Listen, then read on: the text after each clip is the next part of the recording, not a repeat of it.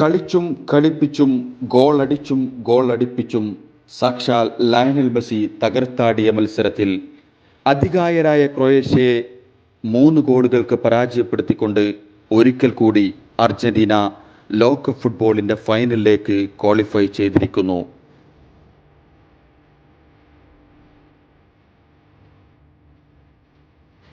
തിരിച്ചുവരവിനേക്കാൾ മനോഹരമായൊരു കവിതയില്ല, പരിഹസിച്ചവരുടെ മേൽ നേടുന്ന വിജയത്തേക്കാൾ വലിയൊരു പ്രതികാരവുമില്ല. നെഞ്ചും വിരിച്ച് ലയണൽ മെസ്സി അർജന്റീനയെ ഫൈനലിലേക്ക് ആനയിച്ചപ്പോൾ ബാക്ക്ഗ്രൗണ്ടിൽ അറബിക് കമാൻഡേറ്റർ അൻത കുല്ലു മുവാസഫത്ത് യാ മെസ്സി, നിങ്ങൾ ഫുട്ബോളിലെ എല്ലാ സവിശേഷതകളും തികഞ്ഞവനാണ് മെസ്സി എന്ന് വിളിച്ചു പറയുന്നുണ്ടായിരുന്നു.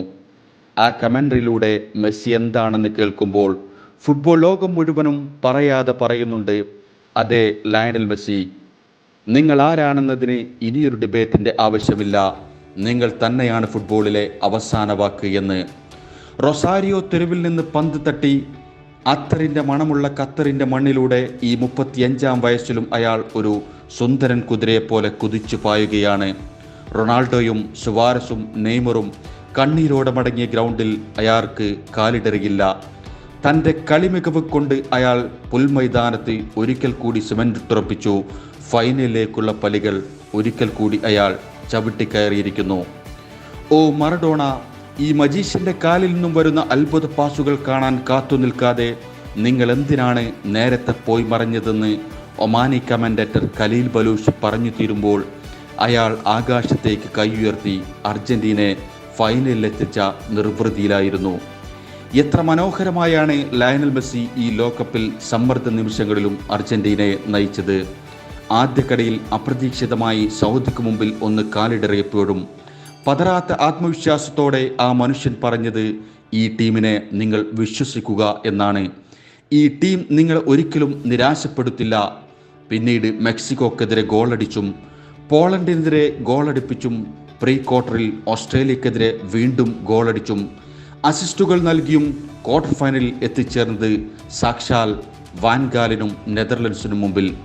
പ്രകോപിപ്പിച്ചും വെല്ലുവിളിച്ചും വാരിക്കുഴിയിൽ വീഴ്ത്താൻ നോക്കിയ ഡച്ച് തന്ത്രങ്ങൾക്ക് അതേപടി മറുപടി നൽകിയ ലയണൽ മെസ്സി ഒരിക്കൽ കൂടി അർജന്റീൻ ധീരനായകനായി തന്നെ ആ ടീമിനെ സെമിയിലേക്കും നയിച്ചു.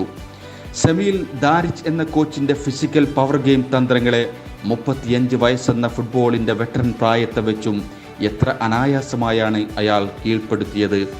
പെനാൽറ്റി സ്പോട്ട് കിക്കുകൾ തടയുന്നതിൽ എന്നും മികവ് കാണിക്കുന്ന ലെവാക്കോവിച്ച് എന്ന അതികായനായ ഗോൾ കീപ്പറെ അയാൾ തൻ്റെ മനസ്സാന്നിധ്യത്തിലൂടെ ആദ്യം കീഴ്പ്പെടുത്തി.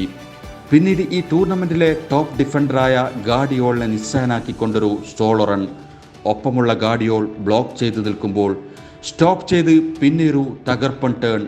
ഗാർഡിയോളിനെ വട്ടം കറക്കി ബൈലൈനിൻ്റെ അടുത്തെത്തിയ ശേഷം ഒരു കിടിലൻ പാസ് തളികയിൽ എന്ന പോലെ സാക്ഷാൽ യൂലിയൻ ആൽവാരസിലേക്ക്.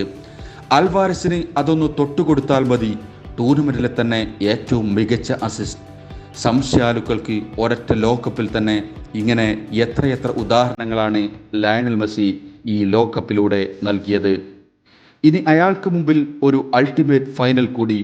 പെലെക്കും മറഡോണക്കും ബെക്കൻ ബോവറും റൊമാരിയോയും സിദാനും റൊണാൾഡോയും പോലുള്ള ഇതിഹാസങ്ങൾക്ക് കഴിഞ്ഞത് സീക്കോയും യൊഹാൻ ക്രൈഫും ഏറ്റവും ഒടുവിൽ സാക്ഷാൽ ക്രിസ്ത്യാനോ റൊണാൾഡോയും വീണുപോയ ലോക കിരീടം നേടാൻ ലയണൽ മെസ്സിക്ക് കഴിയട്ടെ.